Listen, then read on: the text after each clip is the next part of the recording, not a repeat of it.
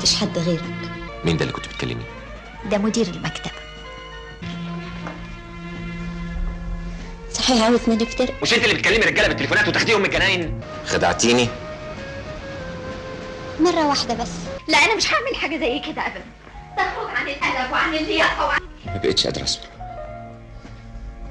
لو تعرف قد ايه بحبك. فيلم حبيبتي من أجمل وأروع الأفلام الرومانسية اللي ممكن أن تشوفوها بتاريخ الأفلام الدرامية والرومانسي. فيلم من بطولة محمود ياسين وفاتن حمامة. بتدور أحداث الفيلم عن شاب مهاجر وشابة مهاجرة من مصر إلى لبنان، وبيتم تصوير الفيلم بالكامل بين لبنان وسوريا. وبيحكي الفيلم عن مجدي يلي بنشوفه بغرفته وعم بيودع آخر فنجان قهوة وآخر سيجارة بحكم فقره أكيد، وبنشوفه ماشي بالطرقات وهو حيران ومحتار من وين بده يأمن مصروف يومه. طبعا مجدي وحيد بهالبلد وما في عنده لا صديق ولا صاحب، ورفيقه الوحيد دينه مجدي 300 ليرة ومن وقتها ما عاد شافه. المهم بعد ما مل من المشي بالطرقات بنشوفه داخل على الحديقة، وهي المكان الوحيد يلي ما في داعي انه يكون معه مصاري حتى يدخل عليه. وبالحديقة بيشوف سامية وبيعجب فيها وبيصير بيمشي وراها طبعا وهي ملاحظة هالشي، بس بتدخل على مطعم، وللأسف المطعم من ضمن الأماكن الكثيرة يلي ما بيقدر مجدي إنه يدخل عليها بحكم إفلاسه أكيد. وبيرجع ثاني نهار على الحديقة وبيشوفها وبيقرر إنه يحكيها، وبالفعل بيحكيها وبيطلب إنه يقعد معها وبتوافق، وبيسألها عن الكتاب اللي عم تقرأ فيه وبتقول له كتاب قصص، وبيطلب منها إنه يلقي نظرة على الكتاب وبتعطيه الكتاب وبيطلع كتاب شعر وبيقولها هذا كتاب شعر وأنت قلتي لي إنه قصص. بيصير يسألها عن اسمها وعمرها وبتجاوبه إنه اسمها سامية وعمرها 19 سنة وعايشة مع أمها وأبوها، وإنه هي حدا مدلل كتير بالبيت. وبتسأله عن عمره وبيقلها 29. وبعد شوي بنشوف سامية عم تقول له طب حزير أنا شو عمري، وهون بيستغرب. من شوي خبرته عن عمرها وبيقلها 19 وبتقول له لا. وهون بيعرف ونحن بنعرف انه سامي بتكذب كتير، وبتنسى حتى انها عم تكذب، وانه هي حدا شخص متناقض لابعد الحدود. بيجي تاني نهار وبتكون سامية وعدا مجدي كمان بالحديقة، ولما بيوصل مجدي بيشوفها عم تحكي مع شاب،